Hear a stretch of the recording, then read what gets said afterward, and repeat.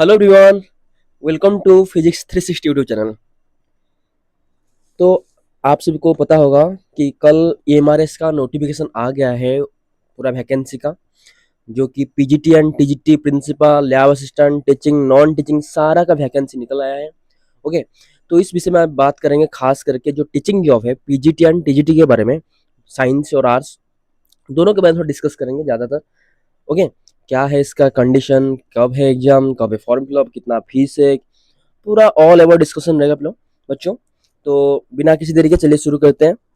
Okay, जो भी channel को नया देख रहे हैं उनसे निवेदन है कि चैनल को सब्सक्राइब करना ना भूलें। ओके, तो पहली बात है ईएमआरएस क्या होता है। बहुत लोगों को पता नहीं होता ईएमआरएस क्या होता है। ईएमआरएस एक, जैसे अपन सेंट्रल गवर्नमेंट का एक फंडिंग स्कूल है बच्चों, जिसे अपन केंद्रीय विद्यालय देखते हैं केवीएस, व नवोदय विद्यालय देखते हैं एनवीएस, उसी तरह ये भी एक ईएमआरएस है। ईएमआरएस ये इस तरह ये भी एक स्कूल है, सेंट्रल गवर्नमेंट द्वारा चलाया जाता है। केवीएस और एनवीएस में तो आप जानते होंगे ये भी सेंट्रल गवर्नमेंट का है, लेकिन ये जो एक ईएमआरएस जो एकलव्य स्कूल होता है, ये ई फॉर एकलव्य स्कूल जो होता है, ये क्या होता है ना, जो आदिवासी एरिया होते हैं, जो रूरल एरिया में जो होते हैं स्कूल, उनके एससी एसटी बच्चों, उनके ऊपर वो बच्चों को पढ़ाने में ये फोकस करती है।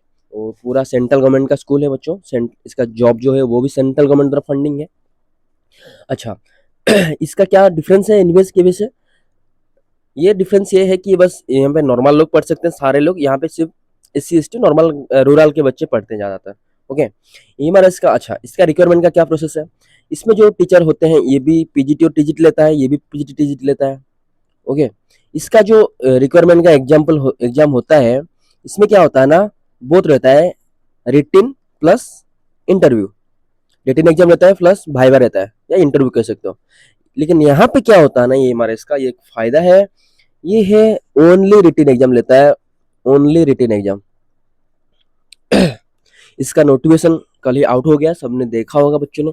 काफी सारे बच्चों को डाउट भी था कि कैसा एग्जाम पैटर्न है, क्या है उसका। जो पहला पिछले बार जो 24 में हुआ था एग्जाम, इसका जो एग्जाम पैटर्न था वो अलग था। इस बार जो 2025 में जो नोटिफिकेशन आया है, इसका पैटर्न अलग है। तो पूरा डिटेल से डिस्कशन करेंगे क्या है इसका एग्जाम पैटर्न, कैसा है, कैसा कैसा तैयारी करना है। ओके, तो इसका जो रिटन एग्जाम है, ओनली रिटन एग्जाम होगा बच्चों। तो इसका जो सिलेक्शन प्रोसीजर होगा वो सिर्फ और सिर्फ रिटन एग्जाम के भरोसे ही है। अगर आपका रिटन एग्जाम अच्छा हो रहा है तो आपका सिलेक्शन गारंटी है। ओके, अच्छा, क्या रहेगा, लेकिन इसमें जो ट्विस्ट क्या है ना, रिटन एग्जाम में जो इसका जो रिटन एग्जाम है वो टू टाइप का है। जैसे अपन यूपीएससी का प्रीलिम्स मेन देते हैं, इसका रिटन एग्जाम टू स्टेज में करा गया है। एक है टायर वन, जिसको बोलता है वो टायर वन, और this is second one call tier two. Okay, tier one and tier two. तो टायर वन में क्या रहेगा, देखो पहले आपको टायर वन जो एलिजिबल होगा, मतलब जो इसमें क्वालिफाई करेगा, वो एलिजिबल होगा टायर टू एग्जाम देने के लिए। समझ रहे हो? जैसे अपन रहते हैं प्रीलिम्स और मेंस, जैसे समझते हैं प्रीलिम्स और मेन, इससे हम उसी तरह का है। प्रीलिम्स जैसे क्वालिफाई करेंगे तो मेंस के लिए एलिजिबल होंगे। सिमिलरली मतलब टायर वन को जो एलिजिबल होगा, टायर वन में जो क्वालिफाई करेगा, वो टायर टू में एलिजिबल होगा एग्जाम देने के लिए। और फाइनल जो रिजल्ट पब्लिश होगा, जिसको जॉब मिलेगा, वो टायर टू के रिजल्ट के हिसाब से। ओके, तो इसमें धीरे धीरे चर्चा करेंगे बच्चों, one by one, tier one में क्या रहेगा, टायर टू में क्या रहेगा, सारे टॉपिक में डिस्कस करेंगे वन बाय वन। ओके, तो पहले बात करते हैं इसका डेट ऑफ एग्जाम क्या है, फॉर्म कब शुरू हो रहा है, कब इसका आखिरी डेट है। बहुत ही इंपॉर्टेंट डेट है ये, तुम्हारा ऑफिशियल नोटिफिकेशन बच्चों है। इसमें है 23/10/2025, यानी 23 अक्टूबर, 23 अक्टूबर, ये होगा सितंबर। एक महीने हमारे पास टाइम है बच्चों फॉर्म फिलअप करने के लिए, लगभग एक महीना है हमारे पास। आज 20 हो गया, तो 23 को अपना लास्ट डेट है अक्टूबर। ये सितंबर महीना चल रहा है, एक महीना हमारे पास है, 1 मंथ है अप्लाई करने के लिए। तो इसमें देरी ना करके टाइम से पहले हमको फॉर्म फिलअप कर देना चाहिए। ओके, तो नेक्स्ट क्या बात करेंगे, फी। इसका जो फी होता है, एप्लीकेशन फी क्या रहेगा, इसके बारे में चर्चा करेंगे। तो इसमें जो पोस्ट है, प्रिंसिपल है, पीजीटी, देखो 3 पोस्ट कैटेगरी है। प्रिंसिपल के लिए पोस्ट है, टीचिंग जॉब है पीजीटी एंड टीजीटी में है, और नॉन टीचिंग स्टाफ जैसे लाइब्रेरियन हुआ, असिस्टेंट लाइब्रेरियन, ये सब, जो लैब असिस्टेंट, ये सब नॉन टीचिंग स्टाफ में उसका भी वैकेंसी है। तो उसके लिए क्या फी रहेगा, तो देखो यहाँ पे देख सकते हो, यहाँ पर female SC ST and PWD का कैंडिडेट्स के लिए क्या होता है, प्रोसेस एप्लीकेशन फी तो जीरो है, पूरा जीरो जीरो जीरो है, लेकिन प्रोसेसिंग फी 500 रुपए है, तो टोटल उनको क्या देना पड़ेगा, सिर्फ 500 100 पे करना पड़ेगा एप्लीकेशन के लिए। लेकिन जो बच्चे हैं फीमेल नहीं, जो भाई है मेल है और एस सी एस टी नहीं है, बस जनरल व ओबीसी कैटेगरी में है, उनके लिए क्या लगेगा बच्चों, प्रिंसिपल जो अप्लाई करेगा वो 2000 फी लगेगा, प्लस प्रोसेसिंग फी 500, तो टोटल हो गया 2500। टीजीटी एंड पीजीटी के लिए 1500 application fee, 500 processing fee, total हो गया 2000। जो नॉन टीचिंग है उनके लिए 1000, ये 500 हो गया 1500। तो कुल मिलाकर हमको इतना पे करना पड़ेगा एप्लीकेशन फी। मतलब एक बच्चे अगर फिलअप करना चाहता है तो 2000 पीजीटी टीजीटी के लिए, प्रिंसिपल के लिए 2500 और नॉन टीचिंग के लिए 1500 रुपया हमको देना पड़ेगा। हो गया ये प्रोसेसिंग फी। अब बात करते हैं कितने सारे पोस्ट वैकेंसी है। तो आज यू सो आप आज यू सीन, आप लोग देख रहे होंगे स्क्रीन पर दिख रहा है, सारे प्रिंसिपल का कितना है 225, पीजीटी का 1460, टोटल मिला के बच्चों ये देखो, ये टोटल, ये यहाँ पे कोई सब्जेक्ट वाइज नहीं अभी गए हैं, अभी टोटल बात हो रही है। अभी जो नंबर दिख रहा है आपको टोटल है, टोटल पीजीटी जितना सब्जेक्ट है कुल मिला के टोटल, टीजीटी का 3962, टोटल मतलब समझ रहे हो, टोटल जितना सब्जेक्ट है ऑल मिलाकर। Female staff nurse 550, hostel warden 635, accountant 61, junior secretariat assistant 228, lab attendant 146, total हो गया 7267 पोस्ट। ओके, तो इसमें से हम बात करेंगे टीजीटी एंड पीजीटी, जो टीचिंग जॉब होता है पीजीटी टीजीटी खासकर उसमें थोड़ा फोकस करेंगे, कितना नंबर है, कितना सब्जेक्ट वाइज देखेंगे। देखो ये पीजीटी का है, नंबर ऑफ स्लॉट्स देखो कितना सीट्स बाकी है, वैकेंसी की है। इंग्लिश में 112 है टोटल, अनरिजर्व 47 है, ईडब्ल्यूएस 11, ओबीसी 30 है। ऐसे हिंदी है, मैथ है, केमिस्ट्री है 169, देखो फिजिक्स का 190 टोटल है, और जनरल के लिए 83, ईडब्ल्यूएस के 19 है, ओबीसी के लिए 53 है, एससी एसटी 29, एसटी है 14। ओके, ऐसे बायोलॉजी का भी 99 है, हिस्ट्री का 140 है, ज्योग्राफी का 98 है। इस तरह का वैकेंसी अपने पास डाटा है, आप सब देख सकते हैं। जिसको कोई नोटिफिकेशन चाहिए वो अपने टेलीग्राम चैनल में जुड़ सकता है, फिजिक्स 360 यूट्यूब चैनल पे, टेलीग्राम चैनल पे, वहाँ पे लिंक कमेंट में दिया गया है, जो भी इसका ऑफिशियल नोटिफिकेशन है सिलेबस से वहाँ पे हम भेज देंगे। ओके, नेक्स्ट हम बात करेंगे टीजीटी का। ये पिछले जो देखे पीजीटी का, अब देखेंगे टीजीटी का। टीजीटी में क्या क्या है, Hindi, English, math, social studies, science, computer science. यहाँ पे देखो अपना वैकेंसी थोड़ा ज्यादा है आज कंपेयर टू पीजीटी। तो टोटल है 424 है हिंदी का, इंग्लिश का 395, मैथ का 381, सोशल स्टडी का 392, साइंस का 408, कंप्यूटर साइंस का 550। तो ये है सारा नंबर है वैकेंसी का। ओके, नेक्स्ट हम बात करने जाते हैं दूसरे जो मिसलेनियस कैटेगरी है, इसमें म्यूजिक है टीजीटी का, आर्ट टीचर है, पीटी है, पीटी फीमेल है, लाइब्रेरियन है। इसका नंबर देख सकते हो 124, 299, 173, 279, 314। ये सब नंबर है टीजीटी का मिसलेनियस।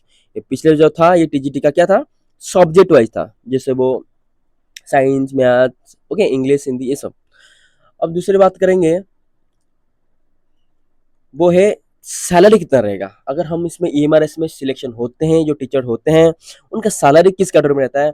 इसका जो होता है प्रिंसिपल का रहेगा लेवल 12 बच्चों 78,000 से 2,09,200 तक जाएगा। पीजीटी का क्या रहेगा, बेसिक पे रहेगा, लेवल 8 पे शुरू होगा, 47,600 से शुरू होगा, ये चलेगा 1,51,000। टीजीटी का उससे रहेगा सैलरी स्ट्रक्चर 44,900 रहेगा, 44,900 रुपया से 1,42,400। ये लेवल 7 का लगाया, लेवल 8 का लगाया। जैसे लाइब्रेरियन का दिया है, आर्ट का दिया है, female staff nurse, hostel ward, ये जितना वैकेंसी है उसका ये पे स्केल आप देख सकते हैं। ओके, अब बात करेंगे मोड ऑफ एग्जामिनेशन, कैसा रहेगा एग्जामिनेशन। मैंने पहले से बोल दिया था, इसका दो तरीका रहेगा, एक टायर 1, टायर 2, ये सर नो, टायर 1 और टायर 2 में रहेगा, दो फेज में रहेगा। जो टायर 1 क्वालिफाई करेगा वो एलिजिबल होगा टायर 2 देने के लिए।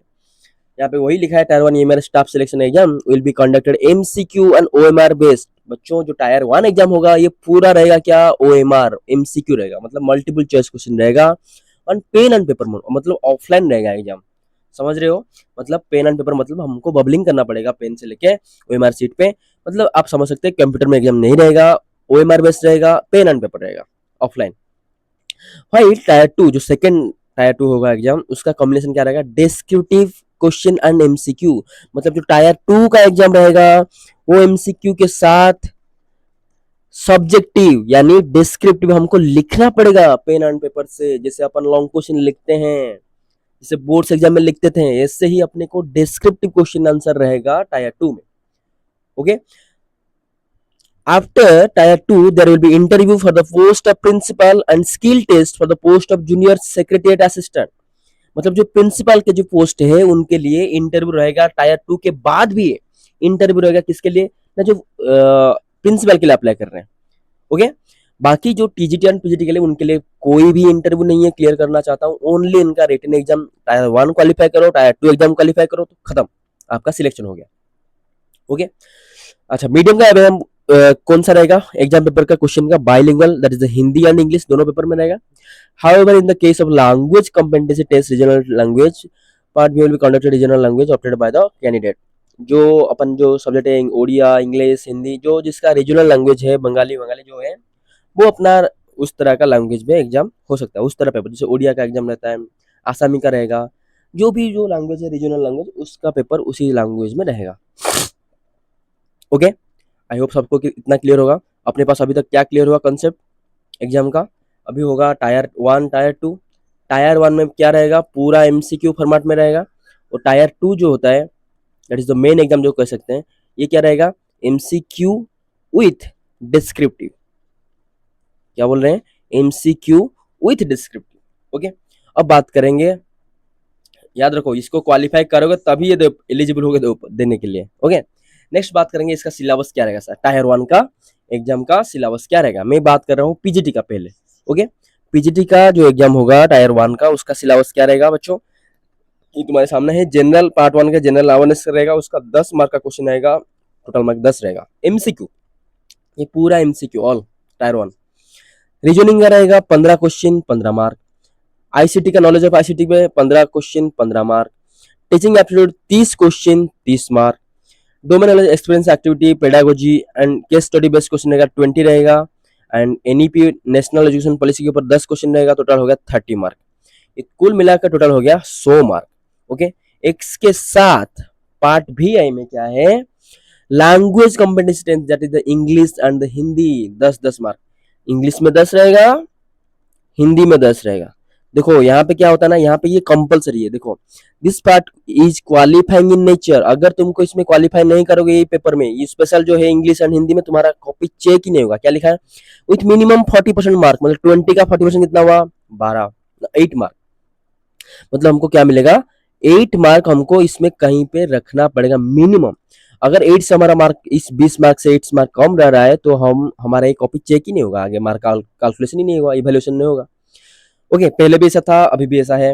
Okay, the candidate will not be evaluated if or she fails to attend the qualifying marks of part VI। मतलब 6 नंबर जो पार्ट है इसमें अगर इंग्लिश और हिंदी में अपन टोटल 20 में से 8 मार्क नहीं ला पा रहे हैं तो हमारा कॉपी इवैल्यूएशन नहीं होगा, मार्क कंसीडर नहीं होगा, हम यहाँ से कट गए, सिलेक्शन अपना नहीं हो सकता। तो पहले ध्यान रखना है, इंग्लिश और हिंदी में हमको 20 में से 8 नंबर लाना ही लाना है, समझ रहे हैं, तभी जाके वैलिड होगा, बाकी इसका काउंट होगा। अगर तुम यहाँ पे फेल हो रहे हो इंग्लिश हिंदी में 10-10 में से, मतलब एक 4-4 रख सकते, ऐसा कोई नहीं लिखा है कि इसमें 1 रहेगा इसमें 2, ऐसा कुछ नहीं है। मिनिमम 8 मार्क आउट ऑफ 20, ये कॉम्बाइन इंग्लिश एंड हिंदी दोनों मिला के हमको 8 मार्क रह सकते हैं। इधर इंग्लिश या हिंदी दोनों मिला के हमको 20 में से 8 रखना ही पड़ेगा। ओके, ये लेगा 40% टूगेदर, दोनों मिला के, ऐसा नहीं लिखा है कि सिर्फ इंग्लिश में 4 इसमें भी 4, नहीं, दोनों मिला के हमको 8 मार्क रखना ही पड़ेगा। ओके, नेक्स्ट फॉर टीजीटी के लिए क्या रहेगा, ये या पीजीटी के लिए भी, टीजीटी के लिए क्या रहेगा, तो कुल मिला के पीजीटी के लिए एग्जाम का मार्क कितना हुआ, 120, कितना हुआ टोटल 120 मार्क हो गया। ये सर नो, ये 100 मार्क का ये रहेगा, ये 20 मार्क कंपलसरी हो गया। ओके, सिमिलरली टीजीटी के लिए क्या रहेगा, जनरल नॉलेज 10 क्वेश्चन रहेगा, रीजनिंग 15, आईसीटी का 15, टीचिंग एप्टीट्यूड 30, और डोमेन नॉलेज और एनईपी और इसके बारे में 30 मार्क। यहाँ पे भी सेम है, यहाँ पे क्या है ना, लैंग्वेज जो कॉम्पिटेंसी है हिंदी इंग्लिश का 30 मार्क है, वहां पे 20 था, यहाँ पे 30 है, तो यहाँ पे हम 30 को आउट ऑफ 30 हमको 12 मार्क रखना है, दैट इज द 40%, दोनों मिला के हमको 30 में से 12 मार्क रखेंगे तभी हमको हमारे मार्क कंसिडर होगा। ओके, तो इसके ऊपर भी ध्यान रखना है। तो यहाँ पे टोटल मार्क कितना होगा 130 हो गया। टीजीटी के लिए 130, पीजीटी के लिए वो 120। ये किसकी बात कर रहे हैं ना, टायर 1 एग्जाम मतलब प्रीलिम्स की बात हो रहा है। ओके, अगर हम ये एग्जाम क्वालिफाई कर रहे हैं तो हम एलिजिबल होंगे टायर 2 के लिए। सर टायर 2 के लिए क्या रहेगा? ओके, तो अब बात करते हैं टायर 1 में। इसमें एक लिखा है कि क्या होता है ना, जो जितना एग्जाम दे रहे हैं टायर 1, जो टायर 1 एग्जाम दे रहे हैं, सपोज जितने भी बच्चे दे रहे हैं उनमें से कितने बच्चे सिलेक्शन होंगे ना, जितना नंबर ऑफ वैकेंसी है। अगर मैं बात करूं फिजिक्स की, फिजिक्स का पीजीटी का देखें तो कितना है 198 वैकेंसी है। अगर इसका 198 है, इसका मतलब है 1:10, मतलब 10 गुना ज्यादा बच्चों को सिलेक्शन किया होगा टायर 1 में। दैट इज द 10 गुना मतलब 1980 बच्चे सिलेक्शन होंगे टायर 1 में। इतने बच्चे एलिजिबल होंगे, क्या होंगे, टायर 2 देने के लिए। क्या देंगे, टायर 2 देने के लिए एलिजिबल होंगे। समझ में आ रहा है? जितने, अगर 200 वैकेंसी है तो 2000 बच्चे सिलेक्शन होंगे, अगर 300 वैकेंसी है तो 3000 बच्चे सिलेक्शन होंगे। जितने नंबर वैकेंसी है उतना 10 गुना बच्चे टायर 1 में सिलेक्शन किया जाएगा, और वो बच्चे एलिजिबल होंगे टायर 2 देने के लिए। ओके, और उसके बाद शॉर्ट लिस्टेड होगा। जितना, अगर 2000 बच्चे एग्जाम देंगे उनमें से 198 बच्चों को सिलेक्शन किया होगा, ताकि सो दैट वो जॉब देने के लिए। उसके बाद उनका डॉक्यूमेंट वेरिफिकेशन, नेक्स्ट जो प्रोसेस होता है वो फॉलो होगा। ओके, ये रहा अपना एग्जाम का पैटर्न। अच्छा, इसके बाद सिलेबस सर देख लिए, ये सब देख लिए। अब क्वालिफिकेशन क्या है अप्लाई करने के लिए, वो भी चलो बात कर देते हैं। पीजीटी के लिए क्या रहेगा, एज इसका है 40 ईयर्स रहेगा मिनिमम। 40 ईयर से ज़्यादा नहीं होना चाहिए, मिनिमम नहीं, मैक्सिमम 40 ईयर रहेगा, इससे ज़्यादा 40 ईयर नहीं होना चाहिए। इसके साथ क्या रहेगा, पीजीटी के साथ आपके साथ पोस्ट ग्रेजुएशन डिग्री था, मतलब PG that is the MSc होगा। MSc by MA, master degree के साथ बीएड का होना अनिवार्य है। दोनों, वो भी अप्लाई कर सकते हैं। जो मास्टर के साथ बीएड किए हैं, दैट इज द एमएससी या एमए के साथ बीएड किए हैं, वो है एलिजिबल होंगे पीजीटी के लिए। या फिर किसी ने इंटीग्रेटेड किया हो बीएस एमएससी के साथ बीएड, मतलब कोई भी हो, मतलब पोस्ट ग्रेजुएशन के साथ अपने पास बैचलर का एजुकेशन का डिग्री होना चाहिए, बीएड का कोर्स डिग्री होना चाहिए, तभी वो एलिजिबल होंगे पीजीटी के एप्लीकेशन के लिए। अच्छा, उसका क्या है, 50% मार्क होना चाहिए, है ना। तो बीएड में और पीजी में क्या होगा, 50% मिनिमम मार्क होना चाहिए, तभी आप एलिजिबल होंगे, वरना नहीं होंगे। जिसका 50% कम है वो नहीं हो पाएगा एलिजिबल। नेक्स्ट, टीजीटी के लिए बात करेंगे। टीजीटी के लिए क्या रहेगा, सेम टू सेम। टीजीटी के लिए देखो यहाँ पे एक बहुत बड़ी बात है, बहुत क्वेश्चन सबका डाउट रहता है, जो फिजिक्स में एमएस बीएससी में एमएससी किए हैं, they are not eligible for TGT. देखो यहाँ पे टीजीटी में जो सब्जेक्ट है, बायोलॉजी, बॉटनी, जूलॉजी, केमिस्ट्री रहेगा, botany, zoology, chemistry, zoology, chemistry, botany, तो ये सब सब्जेक्ट होना चाहिए। यहाँ पे कहीं पे भी फिजिक्स का नहीं है। तो जो फिजिक्स का ग्रेजुएटेड है, बीएससी फिजिक्स करके आप बीएड कर रहे हैं, वो are they are not eligible for TGT science. बच्चे समझ रहे हो? यहाँ पे फिजिक्स के लिए टीजीटी में नॉट एलिजिबल है। जो केमिस्ट्री और बॉटनी जूलॉजी में है, सीबीजेड बच्चे हैं, वो कर सकते हैं। या फिर मैथ है, समझ रहे हो? Candidate should have studied biology life, math के लिए तो अलग है, साइंस के बारे में बोल रहा हूँ। टीजीटी साइंस में यहाँ पे botany zoology honours as main subject in their all 3 year graduation. यहाँ पे तुम्हारा ऑनर्स क्या होना चाहिए, आइदर बायोलॉजी, बॉटनी जूलॉजी और केमिस्ट्री। ओके, मेन सब्जेक्ट में क्या होना चाहिए, सॉरी केमिस्ट्री नहीं होना चाहिए, बॉटनी जूलॉजी होना चाहिए साइंस के लिए। आइदर बायो, जो सीबीजेड बच्चे हैं वो एलिजिबल होंगे खासकर टीजीटी के लिए। ओके, ये रहा टीजीटी साइंस का एग्जाम। फिजिक्स का भी, केमिस्ट्री का वैसा है, जो किसका केमिस्ट्री मेन है वो भी नहीं दे सकते, नॉट एलिजिबल फॉर टीजीटी के लिए। ओके, जो मैथ है, जिसका मैथ ऑनर्स है वो एलिजिबल है, टीजीटी मैथ का एक स्पेशल पेपर है। ओके, नेक्स्ट है टायर 2 की बात करेंगे। टायर 2 में जो एग्जाम है उसका क्या सिलेबस रहेगा, देखो बच्चों, अपन इसमें क्या बोले थे, एमसीक्यू के साथ सब्जेक्ट भी रहेगा, इसमें डिटेल्स बात कर लेंगे। ऑब्जेक्ट कितना, एमसीक्यू कितना रहेगा, 40 क्वेश्चन रहेगा। डेस्क्रिप्टिव कितना रहेगा, 15 क्वेश्चन रहेगा। तो ये कितना हुआ, मार्क कितना हुआ, ये 40 का 1 मार्क ईच, 40 मार्क, ये 15 मार्क की 15 क्वेश्चन का 60 mark, that is the 15 into 4, 4 mark का ईच रहेगा शायद, वो रहेगा 60 मार्क 15 क्वेश्चन का। कुल मिलाकर कितना हो गया, 100 मार्क। इसका एग्जाम कितना है, 3 घंटे एग्जाम। टायर 1 का एग्जाम कितना है, 2.5 घंटा टायर 1 का। टायर 2 का कितना है, 3 घंटा एग्जाम है। तो ये था पूरा डिटेल्स एनालिसिस EMRS 2025 का जो नोटिफिकेशन आउट हुआ है। तो इसका एग्ज़ाम जो है EMRS का बहुत जल्दी होगा बच्चों। अगर नोटिफिकेशन अभी भी निकला है तो अक्टूबर तक डेट है फॉर्म फिलअप का, अक्टूबर 23।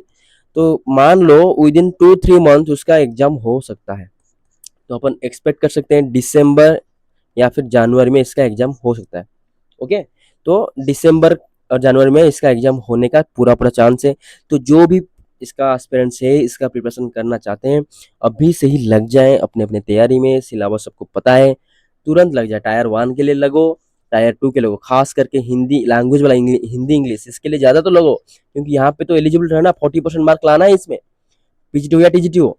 तो इसमें अगर नहीं रहेगा तो हमारा कॉपी भी चेक नहीं होगा। तो अभी से लग जाओ हिंदी और इंग्लिश में, और बाकी जो रीजनिंग एप्टीट्यूड ये सब में ध्यान देना है, तभी जाके अपन टायर 1 में क्वालिफाई हो सकते हैं। ओके, तो अगर वीडियो अच्छा लगा तो लाइक कर देना, शेयर कर देना, दोस्तों के साथ शेयर कर देना, और जो चैनल को नया देख रहे हैं सब्सक्राइब करना ना भूलें। Physics 360 YouTube channel. Thank you everyone.